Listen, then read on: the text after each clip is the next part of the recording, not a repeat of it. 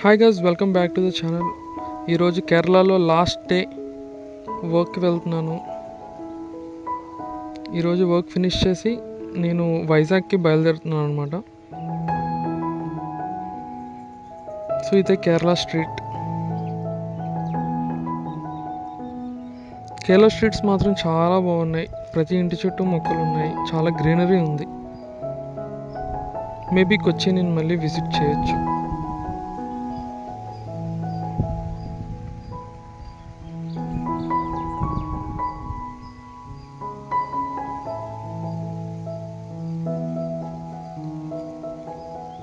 నేను తీసుకున్న రూమ్ దగ్గరలోనే మెట్రో కూడా ఉంది. బట్ నో ప్రాబ్లం, నన్ను పికప్ చేయడానికి వస్తారు. పికప్ అండ్ డ్రాప్ కంపెనీ వాళ్ళే ప్రొవైడ్ చేస్తారనమాట.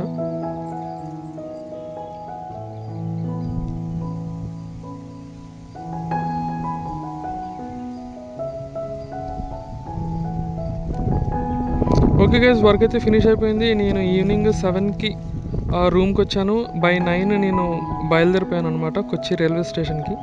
నా ట్రైన్ 11 o'clockకి ఉంది. డైరెక్ట్ ట్రైన్ అనమాట, కొచ్చి టు వైజాగ్. అది weekly express. So auto book చేసుకున్నాను ర్యాపిడోలో.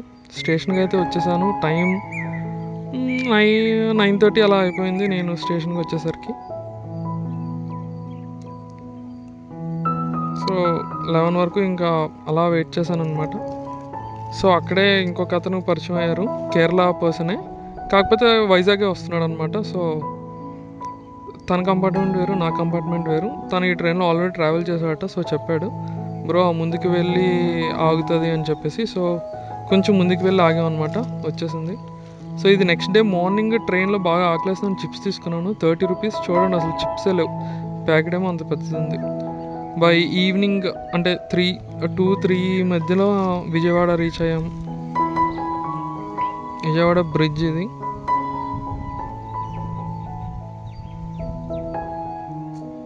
సో నైట్ 12:30 అయిపోయింది మేము వైజాగ్ చేరేసరికి. మా చిన్నమామి వచ్చాడు నన్ను పికప్ చేసుకోవడానికి. నేను మా అమ్మమ్మ వాళ్ళ ఇంటికి వెళ్ళిపోయాను అనమాట.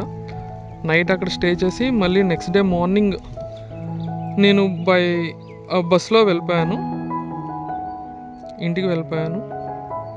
సో 2 months తర్వాత ఇంటికి రావడం చాలా బాగుంది. మా హౌస్ ఏమో 1.5 acreలో హౌస్ అనమాట మాది. ఇవి మావు కాదు, మా నేబర్స్ వాళ్ళవి. వాళ్ళకి రీసెంట్గా 2 పేర్లు పుట్టాయి, చూడడానికి వెళ్ళాను. బాగున్నాయి, క్యూట్గా ఉన్నాయి. ఇదంతా మా ఫ్లవర్ గార్డెన్. ఈ 2 months బ్యాక్ నేను వేసినప్పుడు చిన్న మొక్కలు ఇప్పుడు మొత్తం పువ్వులు వచ్చేసాయి అనమాట. చాలా హ్యాపీగా అనిపించింది వీటన్నిటికీ అలా చూసేసరికి.